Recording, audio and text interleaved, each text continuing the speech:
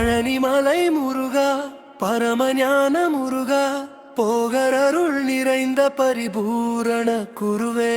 பழனிமலை முருகா, பரமதயை முருகா, பாலனாய் நிற்கும் பரம சிவ ஞானமே. சித்தர்கள் கூடி அரோகரா என்று, சிவபெருமான் மகனே என்று பாட, போகருருவாக்கிய நவ பாஷாணத்தில் பூமிக்கு அருள் தரும் பால முருகா.